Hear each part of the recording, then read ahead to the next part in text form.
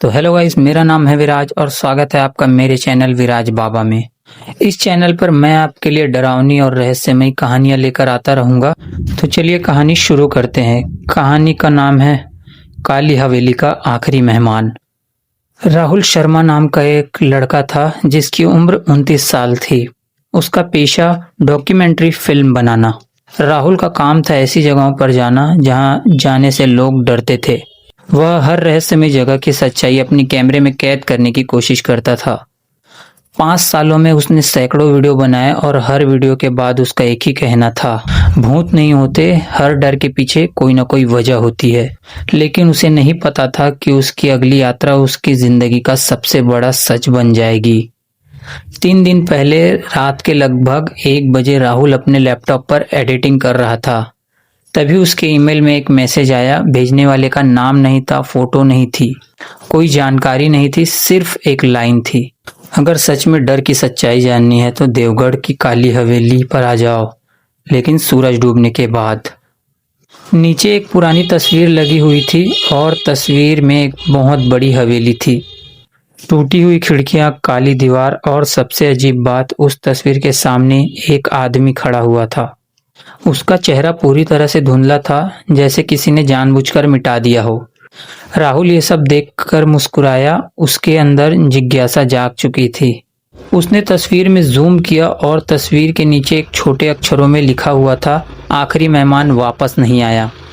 राहुल को लगा कि ये किसी लोकल कहानी का हिस्सा होगा और यही तो उसकी अगली वीडियो के लिए अच्छा कंटेंट था। राहुल अगले ही दिन अपना कैमरा, टॉर्च और ड्रोन, अपना पूरा सामान पैक किया। उसका दोस्त अमन भी उसके साथ चलने वाला था, लेकिन राहुल ने जैसे ही तस्वीर दिखाई तो अमन का चेहरा अचानक बदल गया। अमन ने राहुल से धीरे से पूछा, ये तस्वीर तुम्हें कहाँ से मिली? राहुल ने ईमेल दिखाया। अमन ईमेल देखकर कुछ सेकंड तक चुप रहा, फिर बोला, राहुल, मैंने देवगढ़ की काली हवेली के बारे में बचपन में सुना था। राहुल उसकी बात सुनकर हंस पड़ा और बोला कि तुम भी इन बातों पर विश्वास करते हो?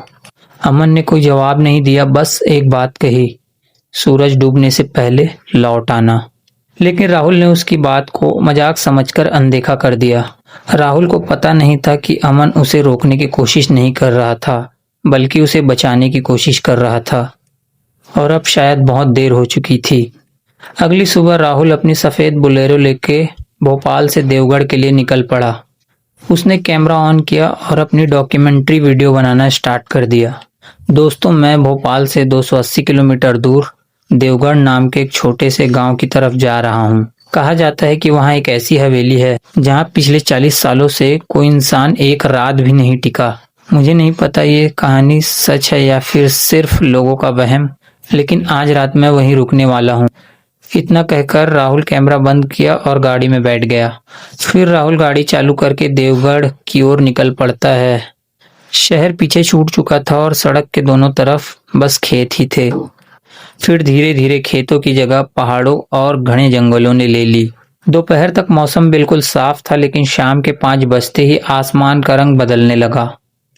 काले बादल आसमानों पर पूरी तरह छा गए और थोड़ी देर बाद बहुत ही तेज हवाएं चलने लगी। पेड़ों की डालियां एक दूसरे से टकराने लगी। फिर अचानक मूसलाधार बारिश शुरू हो गई। गाड़ी का वाइपर पूरी रफ्तार से चल रहा था, लेकिन शीशे के बाहर कुछ मीटर तक ही दिखाई दे रहा था। राहुल ने मोबाइल उठाकर देखा तो नेटवर्क गायब था। जीपीएस भी बार बार रास्ता बदल रहा था। करीब आधे घंटे तक मूसलाधार बारिश में ड्राइव करने के बाद राहुल को एक चाय की दुकान मिली। बारिश से बचने के लिए और चाय पीने के लिए राहुल ने गाड़ी वहीं रोक दी और उस दुकान पर उसे 70 साल का बूढ़ा आदमी दिखाई दिया। उस बूढ़े आदमी की सफेद दाढ़ी बिल्कुल भीग चुकी थी और उसके चेहरे पर कोई घबराहट नहीं थी। राहुल ने मुस्कुराते हुए पूछा, बाबा, देवगढ़ का रास्ता यही है ना? उस बूढ़े आदमी ने बिना कुछ बोले राहुल को कुछ सेकंड तक देखा, फिर धीमी आवाज में पूछा, काली हवेली जा रहे हो? उस बूढ़े आदमी की बात सुनकर राहुल चौंक गया और उनसे पूछा, आपको कैसे पता? बूढ़ा आदमी हल्का सा मुस्कुराया और बोला, जो भी बारिश वाली शाम इस रास्ते पर आता है उसका इरादा वही होता है। राहुल ने हंसते हुए कहा कि मैं बस वीडियो बनाने जा रहा हूँ। फिर बूढ़े आदमी ने चाय का गिलास राहुल की ओर रखा उस बूढ़े आदमी ने राहुल से कहा, बेटा वीडियो जरूर बना लेना, लेकिन रात होने से पहले वहां से लौट जाना। राहुल ने उनसे पूछा, क्या सच में वहां पर कोई है? बूढ़े ने सीधे जवाब देने के बजाय सड़क की ओर इशारा किया। यहाँ से हवेली का रास्ता सीधा है, लेकिन याद रखना, अगर रास्ते पर कोई सफेद कपड़े पहने लिफ्ट मांगे तो गाड़ी बिल्कुल मत रोकना। राहुल उनकी बात सुनकर मुस्कुरा दिया और उसे लगा कि यह भी उसी कहानी का हिस्सा है। उसने चाय खत्म की, पैसे दिए और अपनी गाड़ी में आगे बढ़ गया। बारिश अब और तेज हो चुकी थी। जंगल इतना घना था कि 6 बजे ही ऐसा लग रहा था कि जैसे आधी रात हो। तभी हेडलाइट की रोशनी में सड़क के बीचों बीच कोई खड़ा दिखाई दिया। सफेद कपड़े, लंबे काले बाल और हाथ हवा में उठे हुए, जैसे किसी से लिफ्ट मांग रही हो। राहुल ने उसे देखते ही अचानक ब्रेक दबा दिया और उसके दिमाग में अभी अभी बूढ़े की वो बात गूंजी, अगर सफेद कपड़े पहने कोई लिफ्ट मांगे तो गाड़ी मत रोकना। राहुल कुछ सेकंड तक उस आकृति को देखता रहा और बारिश इतनी तेज थी कि चेहरा ठीक से दिखाई नहीं दे रहा था। राहुल ने गहरी सांस ली और धीरे धीरे एक्सीलरेटर दबाने लगा। वो अपनी गाड़ी को उस औरत के बिल्कुल पास से निकाला, लेकिन जैसे उसने रेयर व्यू मिरर पर देखा, सड़क पूरी तरह से खाली थी, वहां कोई नहीं था। यह देखकर राहुल तुरंत ब्रेक लगाया और गाड़ी रोकी।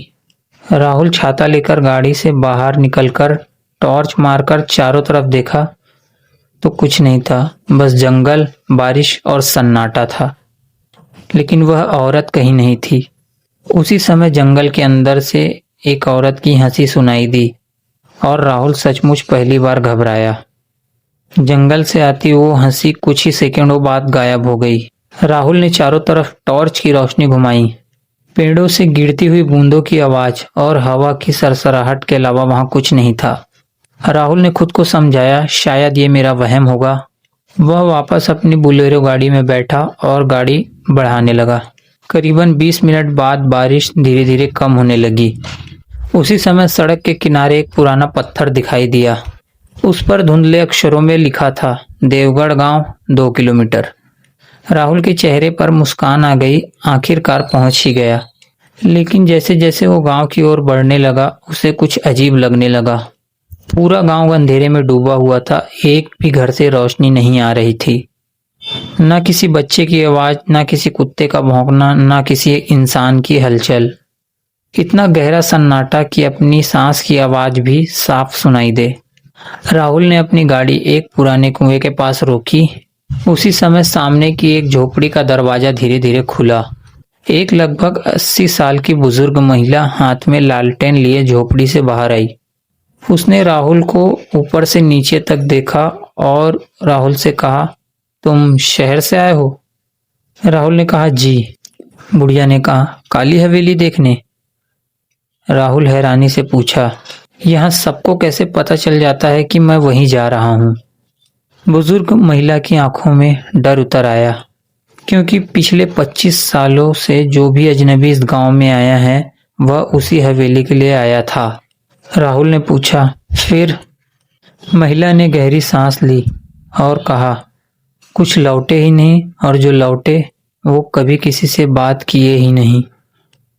राहुल ने बात बदलते हुए कहा, हवेली का रास्ता?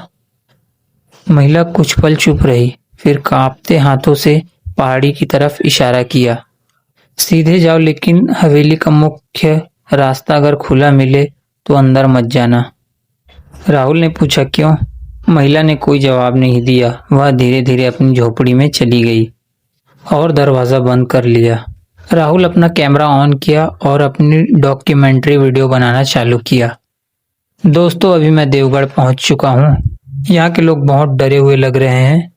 हर कोई मुझे हवेली में जाने से मना कर रहा है। आखिर सच क्या है?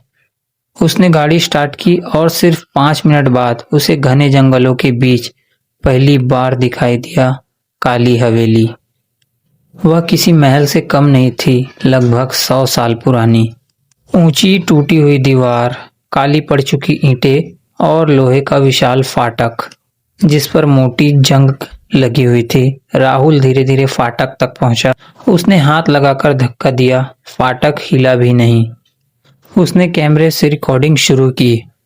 उसी समय बिना किसी के छुए चरचर चरचर फाटक की खुलने की आवाज आई।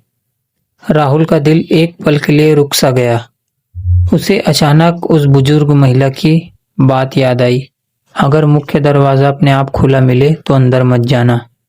कुछ सेकंड तक वह वहीं खड़ा रहा। उसके मन में दो आवाजें चल रही थी।